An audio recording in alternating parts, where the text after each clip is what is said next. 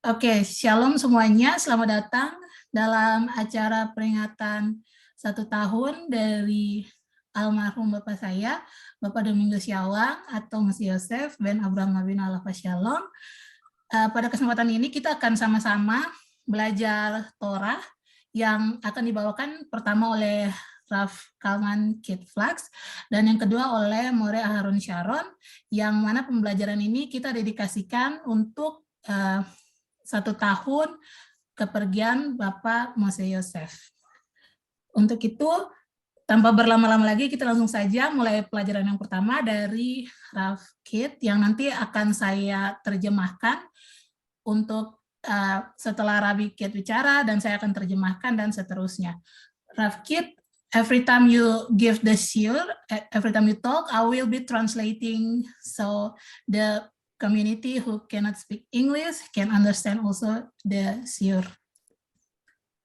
Of course. Okay. So first of all, I just wanted to say how thankful I am for the opportunity to learn with you and how much joy it brings me to see your faces and that we've continued our connection through Torah. Oke, pertama-tama Rabbi Cat mau berterima kasih sekali dan sangat senang sekali untuk kita sama-sama dalam kesempatan ini dapat belajar Torah bersama-sama kembali, dan Rabbi Cat juga sangat senang sekali bisa melihat kita kembali melalui kelas online ini. Rabbi? And when we learn Torah, we know we're feeding our soul.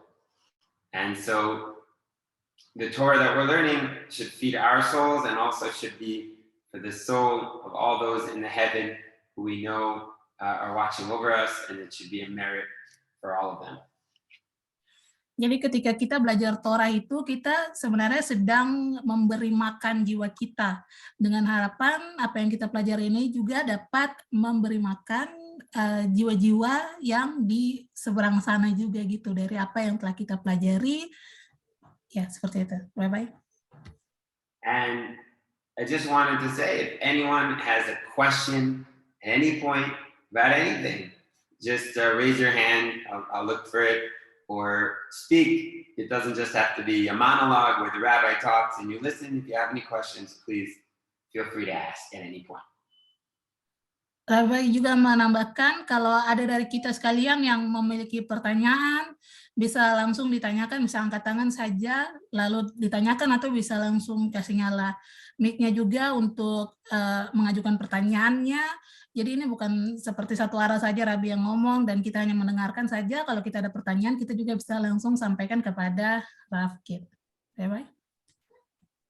So, I was asked to talk about the time period that we are right now in, the 3 weeks, and soon the 9 days, and the customs of the Jewish people during this time period. So that's what I'll be talking about.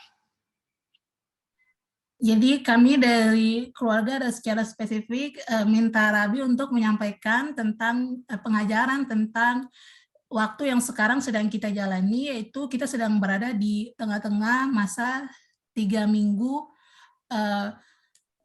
ya ada 3 minggu sebelum nanti kita masuk ke dalam Tisha B'Av atau 9 Av yang akan kita peringati sebentar lagi.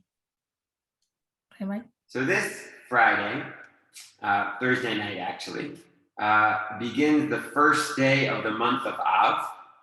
And while there is a happy element to every Rosh Chodesh, and we sing Hallel, this particular month is the saddest of all the months. And the Talmud says, Misha Nichnas Av, when Av enters, Mema'atin b'simcha. We do a little bit less of joy. Ya, jadi hari Jumat ini kita akan masuk ke tanggal 1 Av, yang dimulai dari hari Kamis malamnya, 1 Av, dan biasanya setiap Rosh Chodesh itu kan ada sukacita gitu kan. Nah, tapi secara khusus dalam 1 Av, dalam Rosh Chodesh 1 Av yang akan datang ini, itu kita merasakan sedikit saja atau mencicipi sedikit saja dari sukacita yang biasanya kita rasakan di Hari Raya Rosh Chodesh. But it's important for me to say that even though our rabbis want us to do less during this time period, so that we can focus on the Beit HaMikdash and what we can do to yearn and pray and bring the Messianic era closer, it doesn't mean we have to be depressed. We still should be simcha. We still should be joyous, but we should have our joy needs to also be mixed with focusing on what we can do to bring the Beit Mikdash, to bring the temple closer. Penting sekali untuk Rabbi Cat sampaikan kepada kita bahwa sekalipun para rabi itu menyarankan untuk dalam Rosh Chodesh Av ini kita tidak terlalu merasakan sukacita, di mana kita juga dianjurkan untuk mengingat kembali tentang peristiwa runtuhnya Bait Suci pertama dan Bait Suci kedua, tetapi itu bukan berarti kita itu harus depresi gitu dalam Rosh Chodesh ini. Jadi sekalipun kita harus ikut serta merasakan kesedihan itu, dengan kata lain tidak terlalu merasakan sukacita yang seperti biasanya, tetapi di saat yang bersamaan kita merasakan kesedihan, tapi kita juga harus sedikit merasakan sukacita gitu di Rosh Chodesh ini.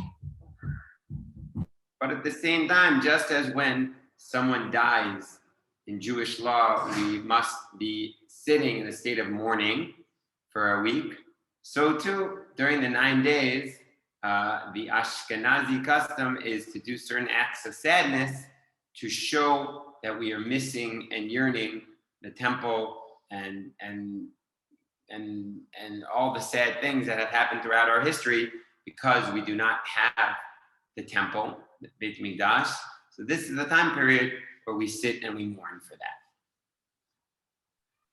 Ya, jadi sama seperti pada tradisi biasanya itu orang-orang Yahudi, kalau misalnya ada seseorang yang meninggal itu kan ada 7 hari di mana kita itu duduk dan seperti berkabung, bukan seperti, tapi kita berkabung selama 7 hari. Begitu juga dengan tradisi dari Ashkenazi, di mana menuju 9 Av itu ada 7 hari di mana kita berkabung dan benar-benar mengenang kembali apa yang terjadi dengan Bait Suci pertama dan Bait Suci kedua yang telah diruntuhkan di masa yang lalu.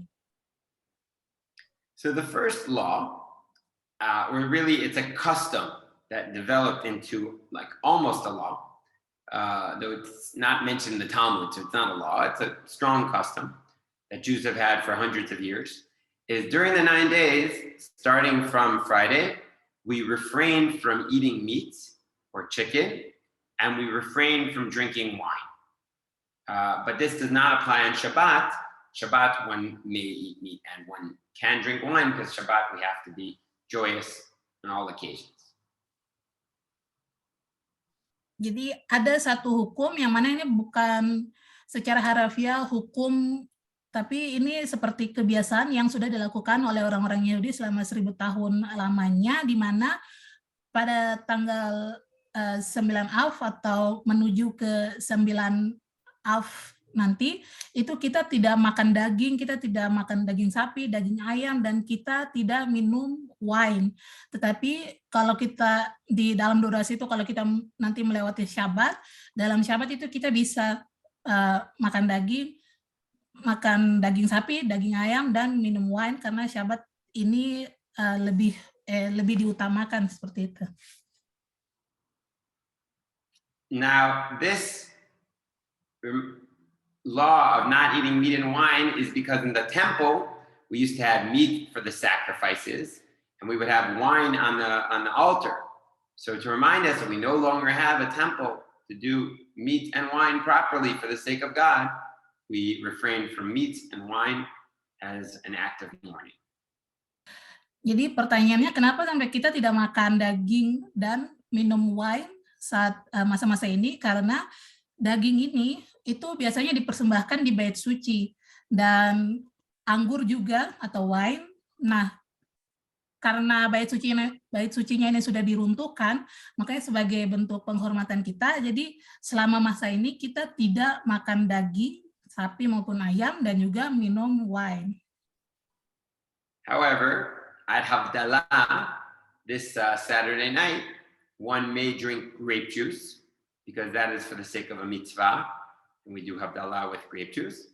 And one is permitted to drink beer or other alcohols as long as they're not wine, again, because wine is specifically linked to the sacrifices in the temple. So other things are permitted. Ya, jadi sekalipun kita tidak boleh minum wine, tetapi saat Hafdalah itu kan kita ada tradisi untuk minum jus anggur. Nah, ini diizinkan untuk kita minum jus anggur atau bir, yang penting minuman yang lain selain dari wine, karena wine ini yang berhubungan secara spesifik sekali dengan bait suci. If someone really needs their meat, so you can make a siyum. That means if someone finishes a long period of learning Torah and finishes Mishnah or Gemara or perhaps Chumash, so then you can make a big party, and as a celebration for the Torah, then wine and meat would be permitted. But in general, we don't have meat and wine except on Shabbat.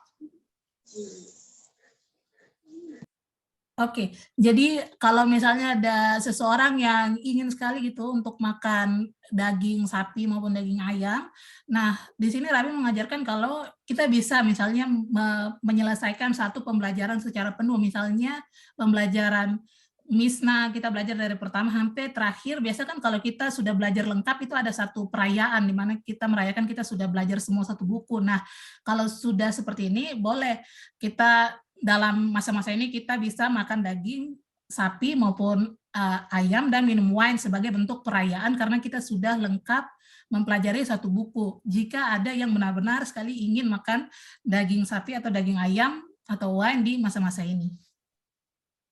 Okay. A second law of the 9 days is that generally one would not bathe during the 9 days as a sign of mourning. In our generation, we are more sensitive to needing to bathe, most people every day. And so when you bathe, you're permitted, but you shouldn't do a long shower. And if possible, instead of using hot water, to use warm or cold water as short as possible, that's preferable. So we are permitted to bathe because it's a hot and we do it for cleanliness, but we should do it shorter and preferably warm or cold water and not hot water for a long time. Hukum yang kedua berkaitan dengan 9 Av ini adalah kita tidak mandi. Tapi Rabi mengatakan kalau di zaman kita ini kan sepertinya agak sulit sekali gitu untuk kita tidak mandi, karena biasanya kan kita pasti rata-rata tuh mandi setiap hari untuk alasan kebersihan gitu. Nah, jadi untuk tetap mengikuti hukum itu, yaitu kita tidak mandi, jadi sekarang ini hukumnya itu menjadi kita bisa mandi, tetapi mungkin kita tidak menggunakan air panas, kita mungkin bisa menggunakan air yang hangat atau air dingin, dan kalau bisa mandinya tuh jangan lama-lama terus menikmati betul mandi gitu, tapi mandinya cepat-cepat aja untuk bersih-bersih aja langsung selesai. Yang penting kita tetap menjalankan hukum untuk tidak mandi, tapi kita tetap juga mandi atas alasan untuk kebersihan aja gitu di zaman kita sekarang. Itu hukum yang kedua. Bye-bye. Another custom amongst Ashkenazim during the 3 weeks that we are in, from the last fast day on the 17th of Tammuz until Tisha B'Av, we generally do not shave and we generally do not take haircuts. There may be certain exceptional situations, perhaps before Shabbat, but in general, the custom is no shaving and no haircutting as a sign of mourning until the day after Tisha B'Av. Hukum yang selanjutnya lagi adalah itu dalam kalangan Ashkenazim itu tidak mencukur rambut, atau mungkin untuk bapak-bapak seperti brewok atau kumis itu tidak dicukur selama durasi dari 17 Tamus kemarin yang mana telah dilakukan puasa sampai selesai 9 Av dalam waktu 3 minggu ini sampai ke hari 9 Av-nya juga itu tidak melakukan pencukuran rambut. Okay. Another custom is we generally do not sew or knit kippas during the 9 days. That's a distraction, and so we wait for after the 9 days to know or sew most of the time. Tradisi yang berikutnya lagi adalah selama masa-masa ini sampai dengan hari ke-9 itu nanti 9 Av adalah kita tidak merajut, contohnya merajut kipah. Nanti tunggu sampai selesai 9 Av dulu, baru bisa untuk orang-orang yang ada kebiasaan untuk merajut kipah gitu, bisa kembali melanjutkan kegiatan merajut. Contohnya merajut kipah. Bye-bye. Okay. In general, we don't try to do dangerous things ever. But in particular, in the 9 days, anything which a person feels could be a little bit dangerous, we'll try not to do. So just be extra careful, because the energy is dangerous, and many bad things have happened to the Jewish people during our history. So I wouldn't take a trip without family. Some people don't go swimming in the 9 days. Whatever it is, whatever situation you're in, just to be much more careful during this time period. Tradisi yang tradisi. Yeah, people don't take hikes also during the 9 days. Bye. Selanjutnya tradisi yang lainnya lagi adalah memang secara umum kita selalu berusaha untuk menghindari hal-hal yang membahayakan diri kita sendiri. Tetapi terlebih khusus lagi selama masa-masa ini sampai dengan nanti hari ke-9 di bulan Av itu, kita berusaha untuk tidak mendekatkan diri kita kepada hal-hal yang berbahaya, misalnya kita tidak pergi jalan-jalan sendirian gitu tanpa ditemani, atau kita tidak pergi berenang karena ada kemungkinan resiko berbahaya yang bisa terjadi kepada diri kita, karena situasinya secara khusus untuk orang-orang Yahudi itu di masa-masa ini sampai dengan 9 Av adalah seperti situasi yang buruk gitu, karena seperti kita tahu Bait Suci yang pertama dan kedua sama-sama itu dihancurkan di tanggal 9 Av di masa-masa ini. Jadi kita berusaha sebisa mungkin untuk menghindari hal-hal yang bisa membahayakan diri kita sendiri secara khusus pada masa-masa ini. Okay. The Talmud says that during this time, it's wiser not to go into big business ventures. So if we have a court case against a non-Jew, maybe better to wait until after this time period, after the Tisha B'Av, or just in general to focus less on business and money and new ventures. Again, you can go to work, but don't do too much, don't overdo it. Instead, to focus more on Torah and mitzvot during this time period. Jadi selama masa-masa ini juga sampai dengan 9 Av, kita juga dianjurkan untuk tidak terlalu fokus. Misalnya ada dari kita yang melakukan, yang punya bisnis, mungkin kita agak sedikit kurangi perjalanan bisnis. Dengan kata lain, di sini kita mengurangi sebisa mungkin hal-hal pekerjaan kita atau hal-hal yang berkaitan dengan uang, dan dalam masa-masa ini kita lebih habiskan waktu lagi, lebih fokus kita lagi kepada pembelajaran Torah dibandingkan dengan hal-hal yang bisnis atau yang mencakup uang, yang mengenai uang. Okay. The custom is to refrain from live parties. So unless it's a mitzvah, so for a brit or for a bar mitzvah, we generally will not do weddings during this time period. And we generally will not do live music. So, live, when you go to a bar, it's a utza, and that type of energy is not appropriate during the 9 days. Ada tradisi juga, yaitu selama masa-masa sekarang ini sampai dengan 9 Av adalah kita tidak pergi ke tempat-tempat konser langsung, konser live gitu, atau misalnya kayak ke bar atau ke apa gitu yang musiknya tuh kayak semangat sekali, karena itu tidak pas dengan situasi di masa-masa saat ini. Jadi seperti misalnya kita kalau misalnya mohon maaf yang tadi Raffi bilang yang diizinkan misalnya seperti pesta-pesta bar mitzvah atau pesta yang berkaitan dengan mitzvah itu diizinkan. Tetapi kalau misalnya pesta-pesta yang lainnya itu dalam kurun waktu ini kita sebisa mungkin untuk hindari. Seperti contohnya di dalam 3 minggu berkabung ini sampai dengan 9 Av itu juga ada tradisi untuk orang-orang tidak melakukan pernikahan di masa-masa ini. Nanti setelah 9 Av baru mengadakan pesta pernikahan gitu, karena untuk menghindari pesta yang dilakukan di masa-masa saat ini. Very good.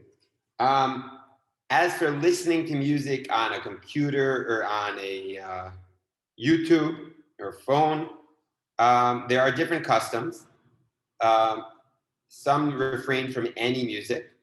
Others say you can listen to music, you listen to music on your phone or your computer, but better to keep it to regular music or even sad, slow music and not party music that you're blasting very loud, which and that's what I hold.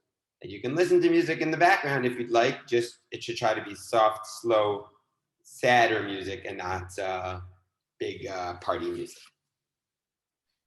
Berkaitan dengan yang tradisi tadi baru dijelaskan, jadi ada beberapa orang yang memang benar-benar memilih untuk tidak mendengarkan musik sama sekali dalam jangka waktu ini, tetapi ada juga yang tetap mendengarkan musik, tapi musiknya bukan yang musik yang terlalu semangat-semangat sekali. Misalnya kita bisa tetap mendengarkan musik dari HP atau dari laptop, tapi kita mungkin bisa pilih lagu-lagu yang lebih slow, lebih tenang dibandingkan lagu yang sangat bersemangat.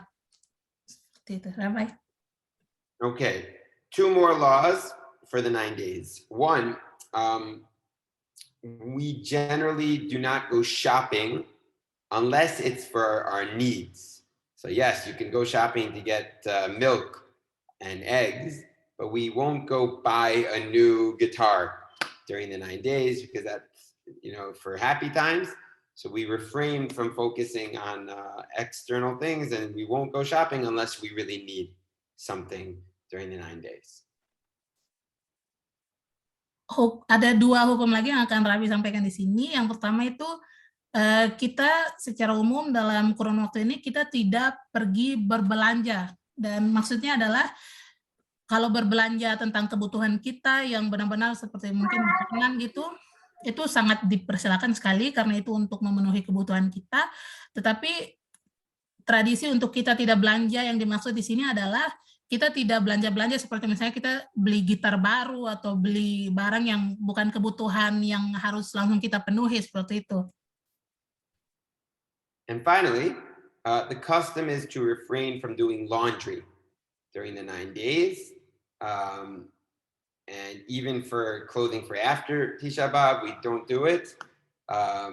We'll try even to wear clothing during the 9 days, which is not freshly laundered.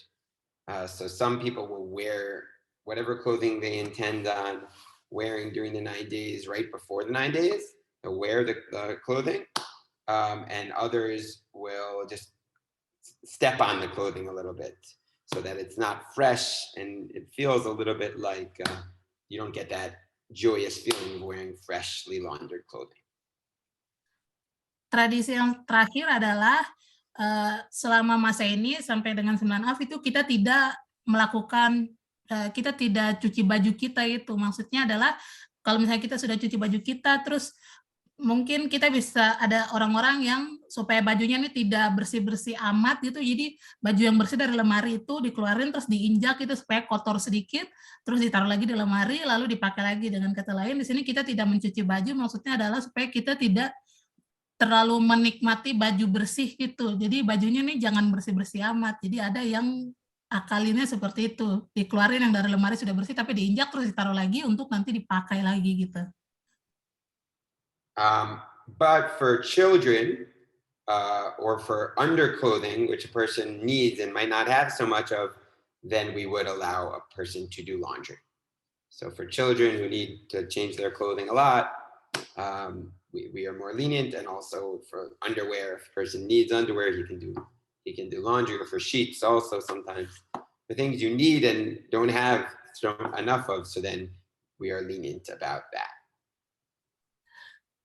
Tapi di sini Rabi mengatakan khusus untuk anak-anak atau untuk pakaian-pakaian dalam itu tidak apa-apa dicuci karena mungkin tidak banyak orang yang punya banyak itu persediaannya, jadi kalau misalnya kotor bisa langsung dicuci untuk dipakai lagi bersih, itu tidak apa-apa. Dan anak-anak juga kadang kan lebih membutuhkan banyak pakaian gitu kan, jadi cepat kotor, jadi kalau ganti yang bersih lagi itu tidak apa-apa. Itu pengecualian untuk anak-anak dan untuk pakaian dalam.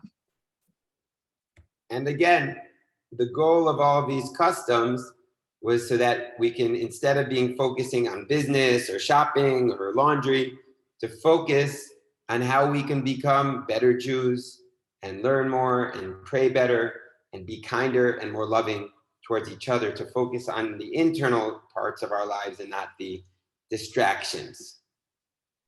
Jadi sekali lagi tujuan dari semua tradisi tentang larangan-larangan ini adalah supaya kita tuh tidak terlalu fokus dengan bisnis kita, tentang pakaian-pakaian kita yang bersih, atau dengan beli-beli barang-barang baru, tapi dalam masa-masa ini kita lebih dianjurkan untuk lebih fokus untuk pembelajaran Torah dan kayak introspeksi diri kita sebagai seorang Yahudi. Okay, so I'll just take a break. If anyone has any questions. So here's your opportunity in case something wasn't clear. So, feel free to ask. Oke, jadi sekarang Rabi kasih kita semua kesempatan untuk siapa tahu tadi selama penjelasan ada yang kurang jelas atau mungkin ada yang mau mengajukan pertanyaan berkaitan dengan topik ini. Rabi persilahkan, mungkin bisa dikasih nyala mic-nya dan ditanyakan.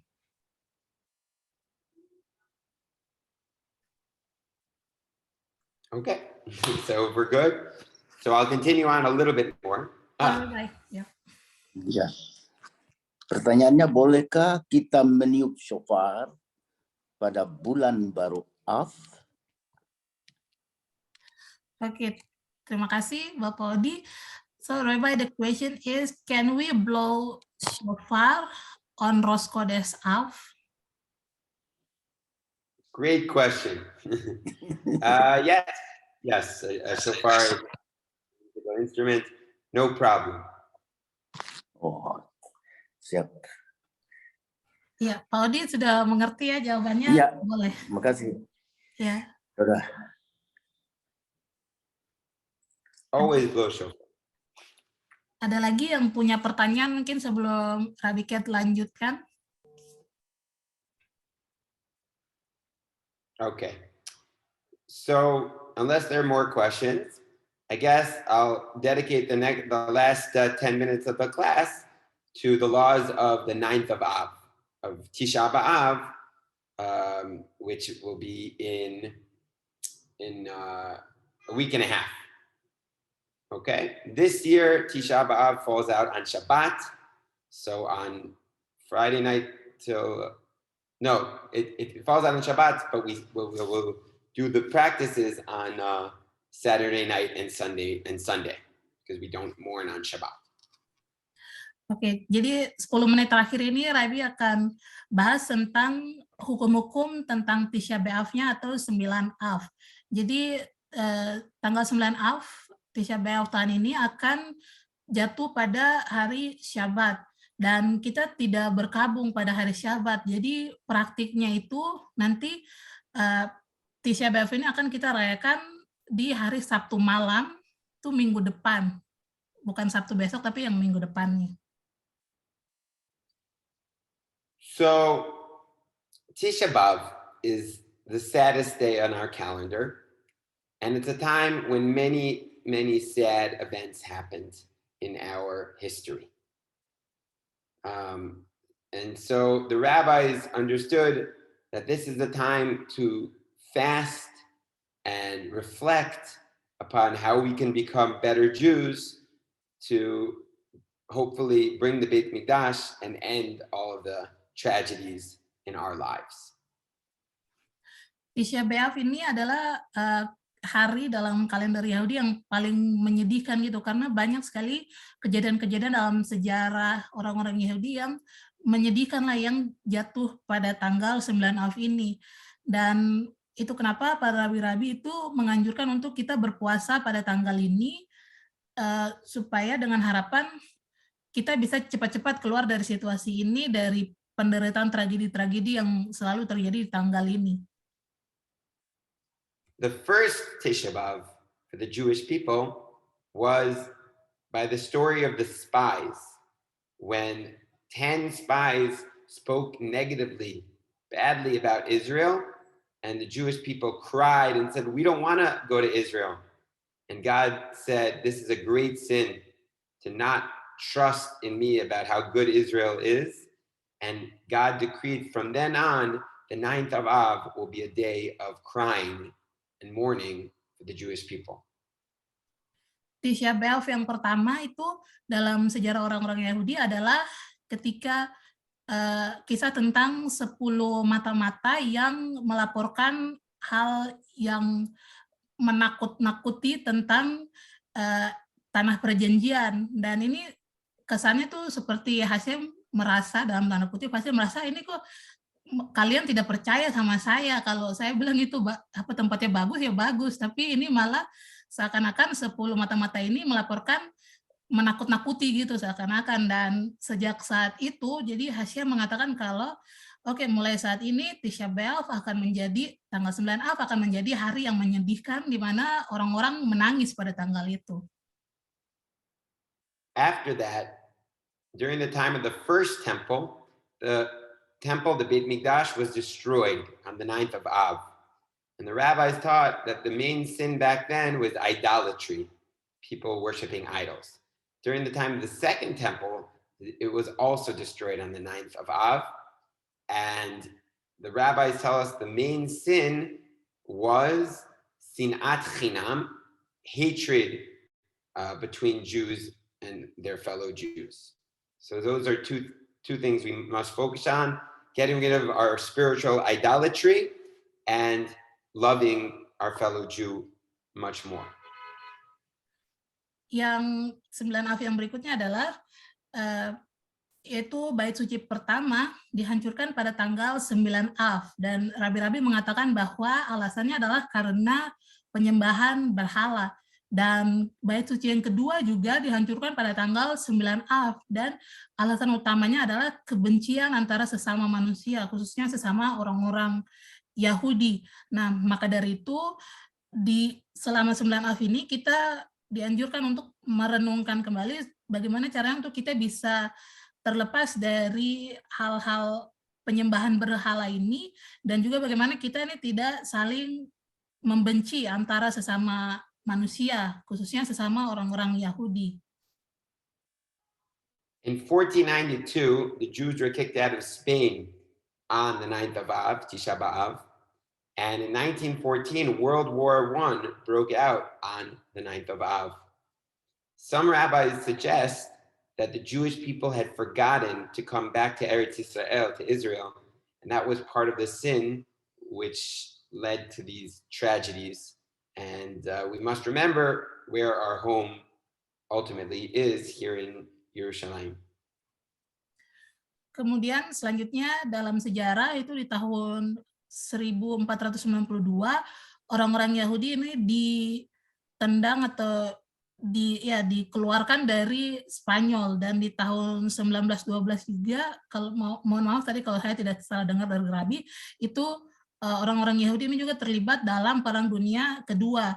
Intinya di sini adalah karena kenapa ini semua terjadi, karena ini semua kan terjadi di tanggal 9 Av, itu karena orang-orang Yahudi ini sepertinya lupa gitu tempat tanah asal mereka tuh di mana.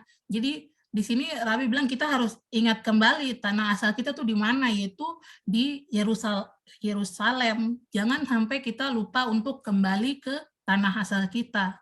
Itulah alasannya tadi kenapa sampai ada penderitaan sepanjang sejarah dalam tanggal 9 Av, karena sepertinya orang-orang Yahudi ini sudah lupa untuk pulang gitu. So let's quickly review the laws of the 9th of Av. First of all, we do not eat or drink on the 9th of Av. Although if you are pregnant This year, there may be leniencies for pregnant women, but in general, we do not eat or drink as a sign of mourning. Oke, jadi kita akan review kembali apa saja hukum-hukum selama tanggal 9 Av ini. Jadi yang pertama itu kita tidak makan atau minum di tanggal 9 Av ini. Dengan kata lain, kita melakukan puasa. Kecuali untuk ibu hamil, ada hukum-hukum yang berbeda lagi yang berlaku kepada ibu hamil yang ya berbeda dengan yang lainnya. We generally refrain from wearing leather shoes, from marital relations, and from anointing ourselves with perfume or oils as a sign of mourning, also on the 9th of Av. Selanjutnya kita juga tidak pakai sepatu yang terbuat dari kulit, kita tidak melakukan hubungan suami istri, dan kita juga tidak memakai minyak wangi gitu kepada diri kita sendiri. We generally don't study Torah on the 9th of Av because Torah makes us happy. Though one can study the laws of mourning or the laws of the 9th of Av or things related to the 9th of Av, videos that are related, Torah that's related, but we don't just do regular Torah on the 9th of Av. Secara umum kita juga tidak belajar Torah pada tanggal 9 Av karena belajar Torah tuh bikin kita sukacita gitu. Tapi pengecualian untuk kalau mungkin kita mau belajar tentang secara khusus hukum-hukum yang berkaitan dengan 9 Av atau tentang cara-cara berkabungnya seperti apa, itu diperbolehkan untuk dipelajari di tanggal 9 Av. After the prayers, people often spend time in synagogue saying special prayers called kinot in synagogue. And then people come home and you can use electricity, you can watch a movie, but it should be related to Tisha B'Av, something sad, like a Holocaust movie or something like that. You shouldn't just watch a regular film. Iya, jadi biasanya tradisinya pada tanggal 9 Av ini nanti ada satu doa khusus yang dibacakan itu kinot, dan setelah itu biasa dibacakan, dan setelah pulang sudah kita bisa kembali belajar, kita bisa menyalakan elektronik kita, dan kita bisa belajar pokoknya hal-hal yang berkaitan juga dengan 9 Av ini. We generally will not sit regularly. We'll sit either on the floor or on a small chair as a sign of mourning, just like a mourner. And we'll sleep a little bit more uncomfortably without a pillow, or some will put a rock under their pillow to remind ourselves at every moment that it's the 9th of Av, a time to be in mourning. Dan secara umum pada tanggal 9 Av ini kita tidak duduk seperti biasanya kita duduk. Jadi kita duduknya nih di bawah gitu. Kalau biasa kita duduknya di kursi itu kan di atas. Nah pada tanggal 9 Av nih kita duduknya seperti di lantai. Dan ada juga orang-orang yang dia misalnya duduk di lantai, mungkin pakai alas gitu di lantai, tapi misalnya dia taruh batu atau apa, sehingga dia duduknya ini tidak nyaman. Dan ini untuk melambangkan kalau kita ini sedang berkabung, melambangkan kesedihan kita di tanggal 9 Av itu.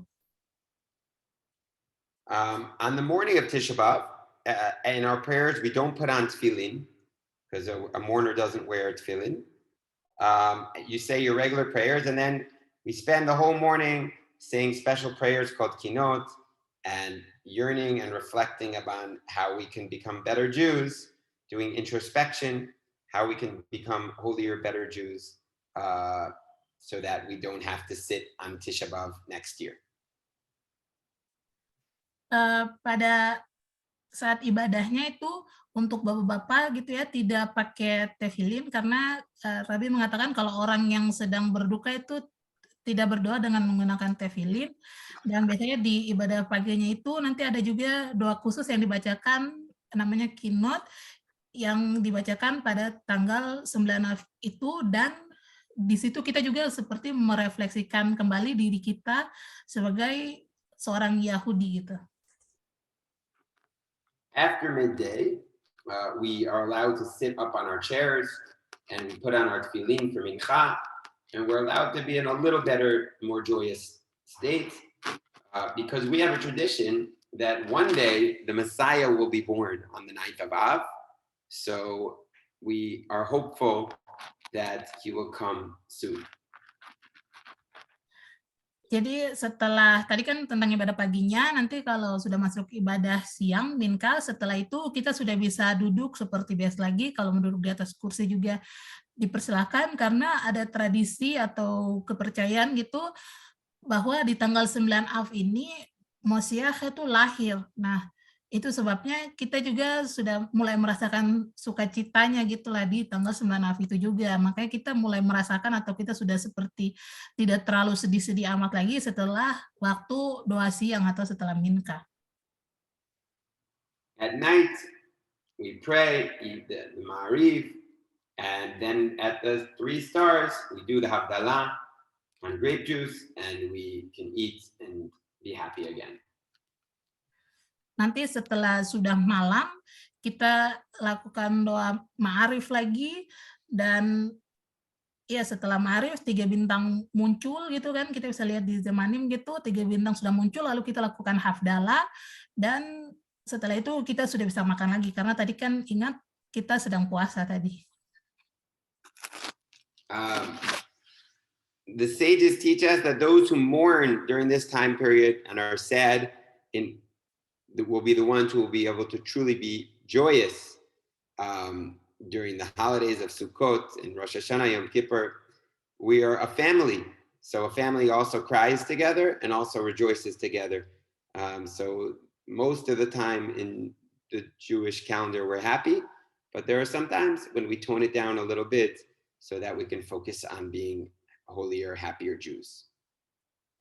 Para pengajar-pengajar Torah mempercayai bahwa orang-orang mereka yang benar-benar merasakan kepedihan, kesedihan di tanggal 9 Av ini adalah mereka yang akan benar-benar merasakan sukacita pada hari raya Rosh Hashanah, Yom Kippur, Sukkot nanti, karena kita ini adalah satu keluarga, dan kalau satu keluarga berarti kalau dalam waktu sedih, waktu susah kita semua sedih sama-sama, dalam waktu senang, sukacita kita semua senang sama-sama, karena kita adalah semua satu keluarga gitu. And again, the 2 Shabbatot, this Shabbat and the next Shabbos, regular Shabbatot with joy and meat and wine, we say a special Haftorah reading, yearning for the temple, and otherwise we are happy. And remember, during these 3 weeks, during this time period, to pray extra strong for the Messiah, the temple, and for the salvation of the whole Jewish people. And may we merit to dance together in Yerushalayim next year by the temple. Ya, jadi 2 Sabat ini menjelang 9 Av nanti ini kita tetap bisa lakukan seperti biasanya, makan daging atau minum wine gitu. Nah, tapi jadi Rabi menghimbau juga dalam jangka waktu ini 3 minggu berkabung, kita benar-benar berdoa lebih keras lagi gitu untuk meminta supaya penebusan itu bisa sesegera mungkin datang, sehingga kita semua bisa sama-sama berkumpul semua, menari, berdansa bersama di Yerusalem, di Bait Suci, di Beit Hamikdash. We're all waiting for you here. And I wanted to say a special thank you to Tikva and to Levana and to everyone here for taking time out of your day to learn Torah in honor of your father. And I'm sure he's smiling and very happy right now. And I'm so thankful that you gave me the opportunity to learn with you. And if you ever want advice, questions, you want to share, you know, I'm here for you. And I'm always happy to try to be there for you. Rabi bilang, Rabi menunggu kita semua untuk datang ke sana, dan Rabi juga berterima kasih sekali untuk kita semua karena telah meluangkan waktu kita untuk duduk dan belajar Torah bersama-sama. Dan pasti di atas sana juga Bapak Mose Yosef juga tersenyum gitu lihat kita semua sedang belajar. Dan Rabi juga bilang kalau pokoknya kalau kita ada pertanyaan, Rabi selalu ada untuk kita langsung saja hubungi, bisa tanya langsung ke Rabbi. Rabbi akan siap dengan senang hati menjawab segala pertanyaan kita. Thank you, Rabbi. And, I would just remind you, I put out on YouTube classes and stories, and I'm doing a new series now on Jewish law. It's in English. Maybe Tikva can work on translating it, but you're all welcome to watch them. And if you have any questions, you have my number. You can always send me a WhatsApp, and I'll try to get back to you as soon as I can. Sebagai pengingat aja, Rabbi bilang Rabbi selalu update pengajaran-pengajaran di YouTube, dan kita semua bisa langsung punya akses ke sana, bisa nonton saja, itu semua dalam bahasa Inggris. Dan Bezrat Hashem, nanti kalau saya sempat juga saya akan coba terjemahkan. Dan sekali lagi Rabbi bilang tadi, pokoknya kita semua kan punya nomornya Rabbi kan di WhatsApp. Kalau ada pertanyaan tuh langsung tanya saja, tidak usah segan-segan gitu. And maybe we'll end with the song, a prayer. Lishana haba, lishana haba, lishana Bisa digalakan ikut nyanyi. Yerusalem. Yerushalayim Amen. Lishana haba, Yerushalayim habnuya. Next year in Jerusalem, and it's such a joy to see your faces again. Tahun depan di Yerusalem, dan senang sekali bisa melihat semua wajah-wajah kita di sini. Kata penutup dari Rabbi. Thank you so much, Rabbi, for your time. Okay, we'll be in touch, and like I said, let me know if there's any way I can help. Okay. Bye-bye. Okay, goodbye, everyone.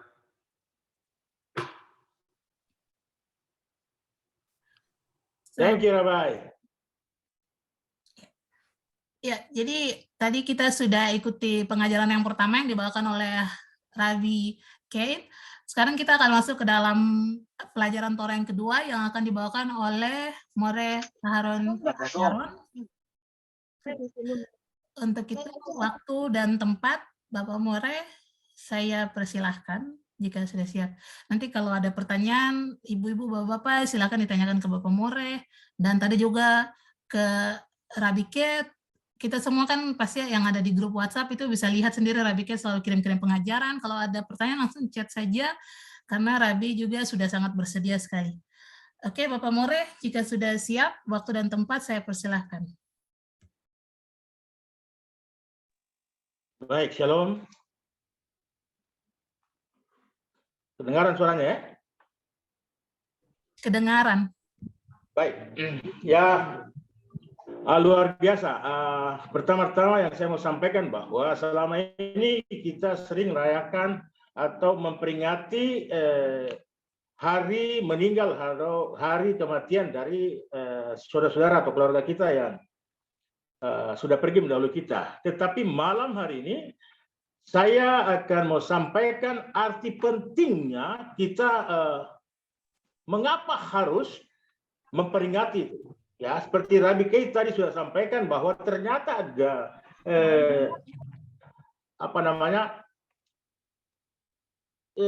saling terkait antara kita yang dibawa dengan mereka yang sudah pergi di atas. Itu sebenarnya masih punya ikatan atau masih terjalin sangat erat sekali. Jadi apa yang kita lakukan di bawah, seperti malam ini yang kita lakukan, itu sekarang di alam sana, almarhum More Mose itu bersukacita luar biasa sekali. Ya, karena apa yang kita lakukan ini betul-betul dampaknya itu dahsyat. Ya, seperti seorang anak kecil yang merayakan ulang tahun, ya, dia ulang tahun pertama, terus kita datang berikan hadiah, ya, itu dia akan sangat senang, ya. Tetapi perasaan senang dan kebahagiaan itu lebih terasa di alam sana, ya. Dan ini apa yang kita lakukan malam ini itu dampaknya luar biasa, ya, untuk almarhum atau keluarga kita di sana. Baik, malam ini saya akan membahas sedikit dalam atau pengertian-pengertian dari Yarset itu sendiri, yang dalam bahasa Yiddish artinya sebenarnya adalah ulang tahun. ya, ulang tahun jiwa. Jadi ketika kita datang ke dunia ini, kita merayakan ulang tahun pertama, kedua, dan selanjutnya. Tapi ketika kita pergi ke dunia spiritual juga, ya, kita mengalami ulang tahun berulang-ulang. Makanya kita harus terus-menerus. Jadi tidak Yarset ini harus terus-menerus diperingati karena dampaknya itu untuk mereka yang di atas sana. Baik, yang pertama saya mau bahas tentang arti dari peringatan Yarset itu sendiri. Nah, peringatan tanggal meninggal atau kematian sangat berarti sekali di dalam agama Yahudi. Kabbalah mengajarkan bahwa semua pencapaian spiritual kehidupan seseorang, termasuk pikiran, perkataan, ataupun perbuatan positif, itu terpancar dan terungkap di dunia dan di surga pada hari ini, pada hari Yarset. Ya, jadi apa yang selama dilakukan, jadi seperti kita lakukan malam ini, itu pun tertangkap atau terpancar. Ya, jadi saling memancarkan. Ini menurut Kabbalah. Ya, dan pada peringatan Yarset seperti ini malam ini, jiwa itu berada pada kekuatan terbesarnya dan dalam kemuliaan yang penuh, ya, dengan setiap tahun terus menerus ketika diperingati, ya. Nah, pancaran ini kembali bersinar di dunia dan di surga karena jiwa diangkat ke tingkat spiritual yang lebih tinggi dan ditarik lebih dekat kepada Hashem. Ya, saya mau bahas, ya, di Zohar dikatakan begini. Ada 4 tingkatan dunia, ya, 3 dunia spiritual, 1 dunia Asia, dunia yang kita tempati saat ini. Yang pertama ada Atzilut, di sana adalah tempat Hashem. Tidak ada satu pun yang bisa datang ke sana. Di sana cuma ada kekudusan Hashem. Di sanalah Hashem berkehendak. Ketika Hashem berkehendak, maka dunia kedua, Yetzirah, menangkap itu, energi itu, ya, menangkap kehendak Hashem.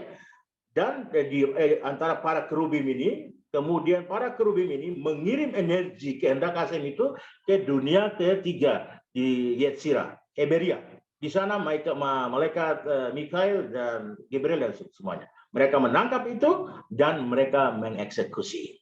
Ya, umpamanya contoh, Hashem bilang anak kelima dari pasangan si siapa itu, Hili Melamdim dengan Yosina Oliwa. Itu nanti anaknya itu namanya Harun, itu besok begini. Kemudian energi itu ditangkap ke dunia Yetzirah, kemudian mengirim energi itu ke dunia Yetzirah, menangkap dan eksekusi. Maka lahirlah saya. Seperti itu. Untuk itu, untuk apa? Untuk kita melakukan seperti di bumi, seperti di surga, demikian juga di bumi kita menguduskan nama Hashem. Inilah prosesnya. Ya, jadi bagaimana caranya kita menguruskan seperti di surga? Maka sakarit pagi kita masuk. Ya, ketika kita mulai masuk di berkat sakar, ya, ada 15 doa, itu 15 tangga menuju ke ada 15 tangga menuju ke ruang Maha Kudus. Kita masuk ke sana dari dunia Asia kita fisik kita masuk. Ya, sampai ketika kita masuk di Baruk Syamar, maka kita masuk di Beria, kita bersama-sama para malaikat di dunia ke Beria.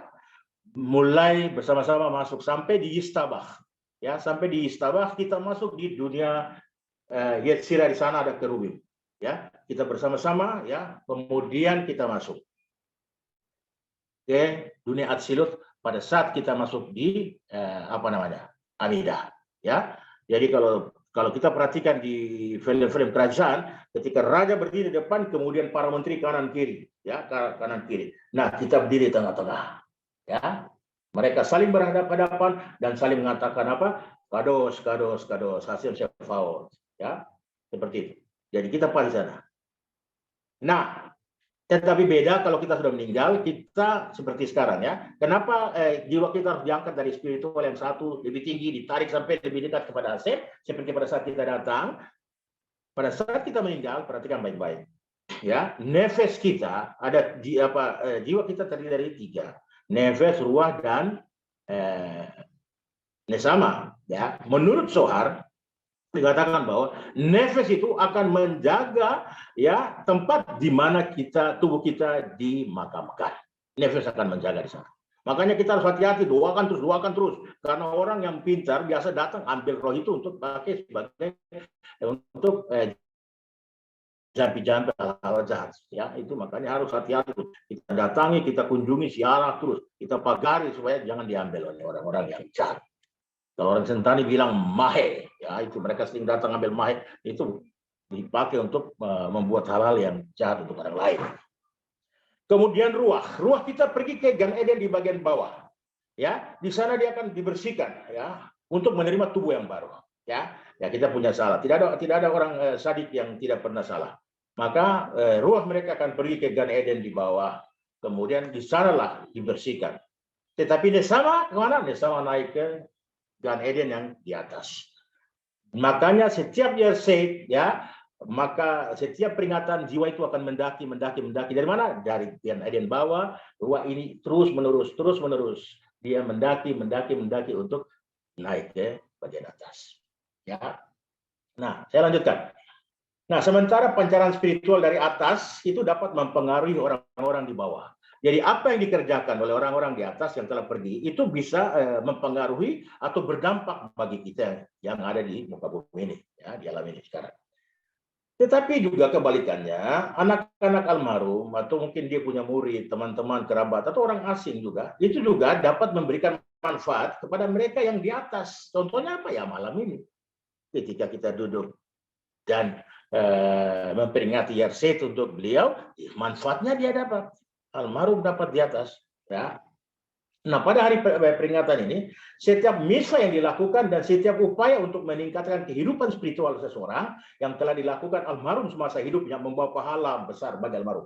Hal ini terutama berlaku untuk ayah dan ibu seseorang. Kenapa? Mungkin karena ayah dan ibu kita yang melatih kita, memberikan misa, mengajar kau harus begini.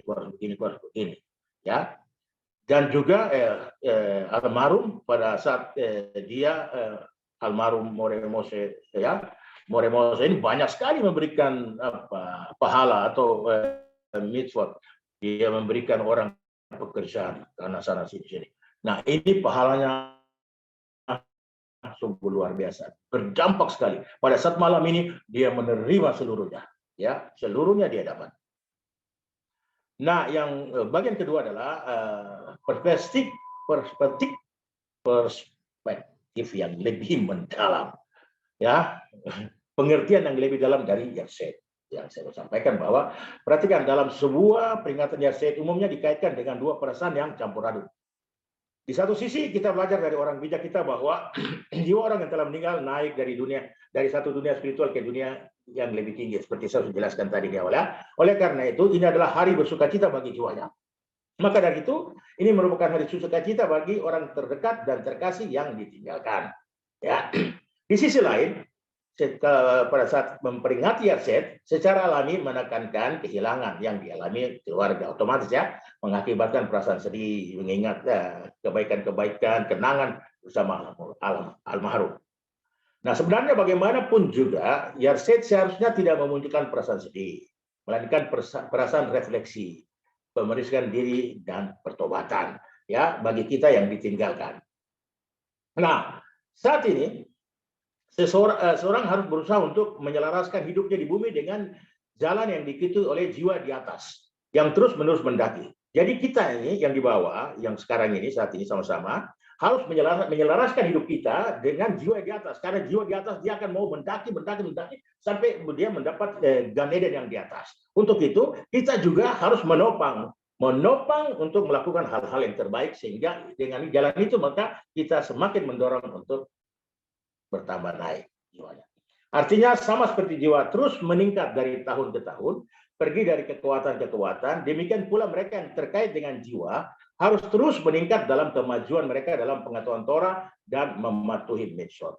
Kita orang yang sekarang memperingati Yerseit ini ya harus terus meningkat dalam kemajuan kita dalam pengetahuan tentang Torah dan juga melakukan mitzvot. Itu yang penting. Dengan melakukan ini kita memberi jiwa orang yang meninggal bahagia sekali, ya, kalau kita juga menunjang dengan melakukan hal-hal ini.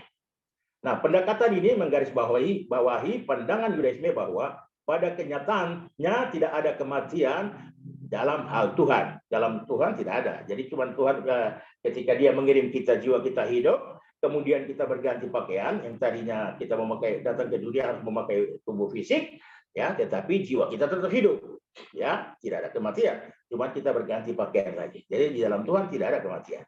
Cuman ya, transisi saja. Datang, selesaikan misi kita kembali dengan menggunakan pakaian yang baru sesuai dengan alam, ya. Kalau kita datang ke dunia harus dengan darah dan daging, maka ketika kita kembali, jiwa kita tidak bisa menggunakan pakaian dari tubuh, darah dan daging. Kita harus memakai pakaian secara spiritual, ya. Nah, seperti itu. Nah, kemudian bagaimana cara kita menghitung tanggal peringatan Yahrzeit? Tanggal Yahrzeit atau perayaan kematian atau meninggal seseorang harus mengikuti kalender Yahudi. Dan umumnya itu dihitung dari waktu pada saat seseorang itu meninggal. Jadi begitu pas dia meninggal, kayak More Moshe, ya, meninggal 29 Tammuz kalau tidak salah, ya, malam ini. Ya. Nah, itu pada saat dia meninggal itu, ya, tidak waktu pada saat dikuburkan, tidak. Ya, jadi pada saat meninggal, disitulah kita harus memperingatinya tahun depan, ya. Tetapi ada juga yang menghitung pada saat dikuburkan. Nah, untuk hal ini setiap komunitas harus meminta bimbingan dari para rabi, ya. Nah, karena apa? Karena jika waktu meninggal adalah saat senja, baik matahari terbenam dan senja atau antara fajar dan matahari terbit. Ini juga seseorang harus berkonsultasi dengan rabi hingga matahari terbit seperti saat ini, ya. Sekarang ini kita hari Rabu, nanti selesainya jam 12 malam. Tetapi kalau di kalender Ibrani ini sudah masuk hari berikut, ya. Seperti itu. Nah, menurut kalender Yahudi, ada bulan Keswan dan juga Kislev. Ini kadang-kadang memiliki 29 hari dan juga 30 hari. Nah, ini juga harus koordinasi. Kalau umpamanya pada saat meninggal 29 Keswan atau Kislev, padahal tahun berikutnya tanggal 30 umpamanya, meninggalnya tanggal 30 Keswan atau Kislev.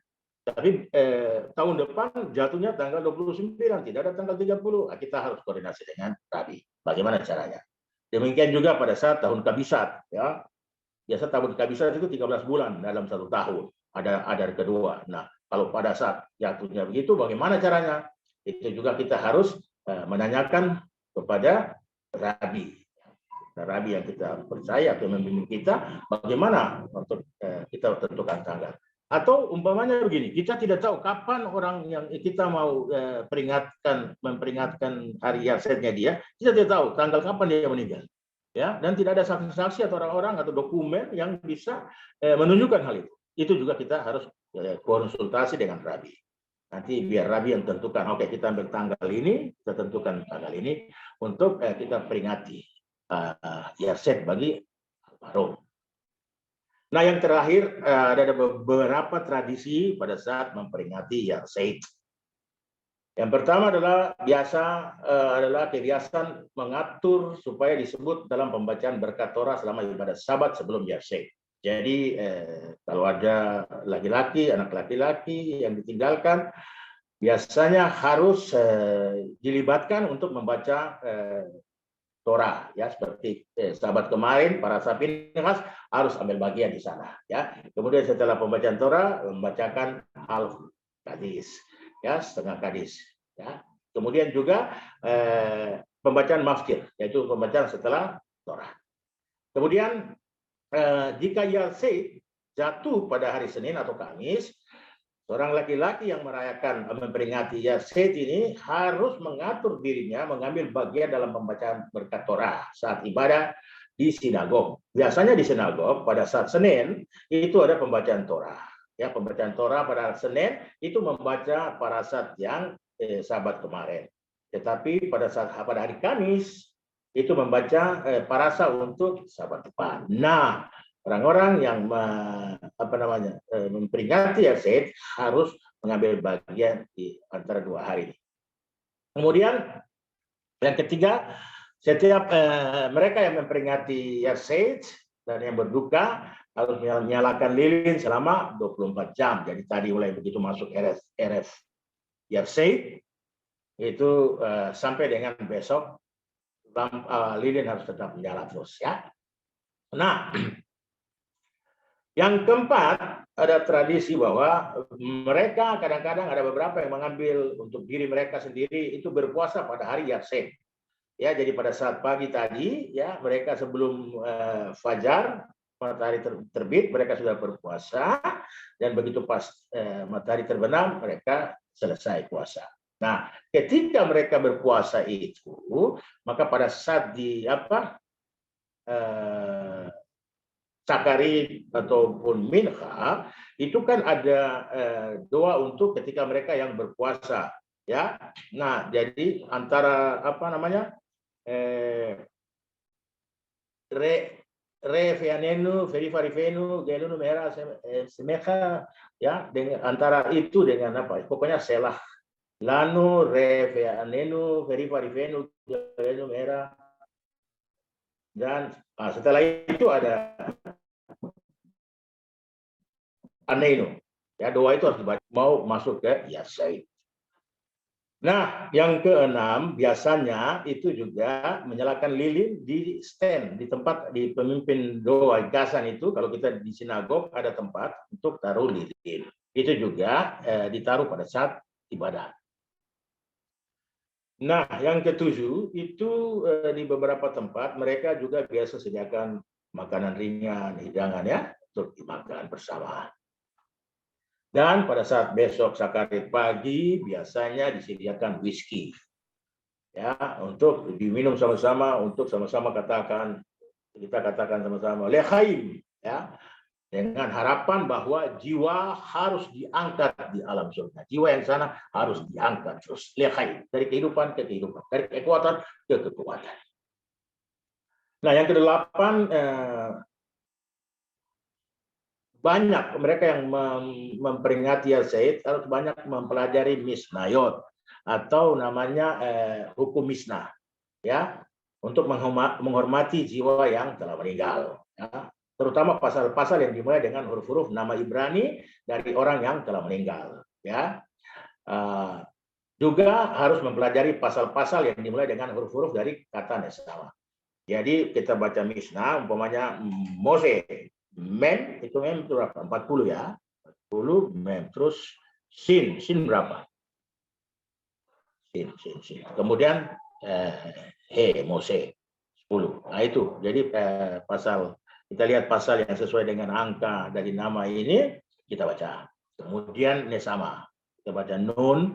Nun itu berapa? Mem 50 ya nun. Nun sin Nesa mem terus ya, kita lihat berapa angkanya. Nah, kita baca pasal-pasal dari Misnah ya. Kemudian sebelum Yasid, kadang-kadang orang yang mau memperingati Yasid ini berziarah ke kuburan almarhum untuk membaca doa dan tehillim ya. Beberapa orang membaca tehillim 91 dan ditambahkan tehillim 33, 16, 17, 72, 104 dan 130 ya, perhatikan ya, ini diurut ya, diurut 91, 33, 16, 17, 72, 104, 130. Dan yang terakhir membaca tehillim 119 yang ayat-ayatnya diawali dengan nama dari almarhum. Jadi kayak kalau Moshe Yosef mem sin he, kemudian yod sameh dengan p ya, seperti itu. Dan nesama ya, nun sin nesa mem dan ya, itu nanti tinggal dibuka dibuka tehillim 119 kan kelihatan itu ayat-ayatnya yang dimulai dengan inisial daripada nama almarhum. Jadi seperti itu. Baik, itu yang bisa saya sampaikan bahwa penting sekali ya kita harus lakukan. Jadi mulai saat ini malam ini, mari kita sama-sama untuk memikirkan keluarga kita di atas. Jadi saya sampaikan satu hal tadi di grup bahwa apa yang kita lakukan sekarang saat ini, ya dengan Mora Elisiafa meminta kita untuk ikut menyumbang ya pembangunan sinagog di Yerusalem. Itu luar biasa. Apabila kita memberikan juga ya untuk mereka atau keluarga kita yang sudah meninggal, wah itu dampaknya luar biasa sekali. Bayangkan ya, umpama dalam satu kumpulan ya, begitu ada orang-orang terpilih dan kita tidak terpilih, kita akan duduk pojok jauh di sana merenung sendiri. Ya, ini cerita umpamanya di sana. Wah, kita bukan orang-orang yang terpilih. Tapi tiba-tiba begini nama kita dipanggil. Loh, saya dipanggil. Kenapa, ada apa? Ini loh. Karena ini loh, saudaramu di bawah sana, anakmu di bawah sana ini ada kirim sumbangan ke Yerusalem. Nah, jadi kamu harus datang ke sini. Kamu dipanggil ke sini. Biasa tidak? Dampaknya luar biasa. Ya.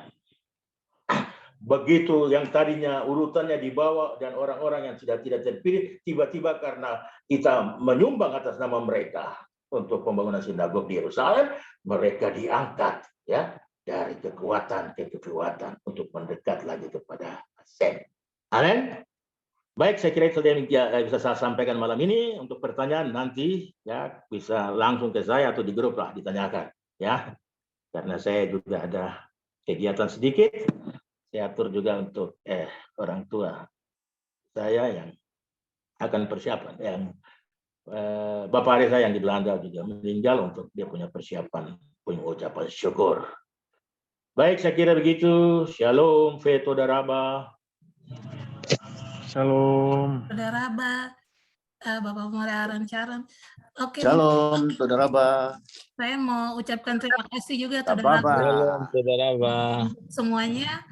Mungkin sebelum kita akhiri kelas pembelajaran Torah malam ini, yang berkenan untuk nyalakan video, kita bisa foto bersama sebagai dokumentasi saja peringatan 1 tahun. Iya. Bapak Mose Yosef. Siap. Siap. Malang, mantap. Oke, saya akan hitung 1 sampai 3 dan kita akan ambil foto sama-sama. 1, bentar. 1, 2, 3. Satu kali lagi, sebentar. 1, 2, 3. Oke, saya sudah ambil. Sebentar saya pastikan dulu kalau fotonya sudah terambil. Sebentar.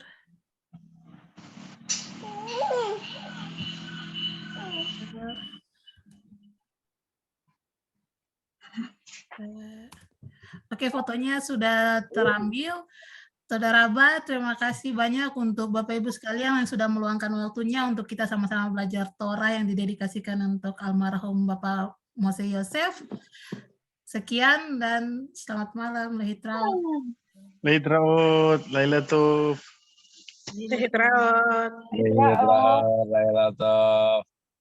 Letraut.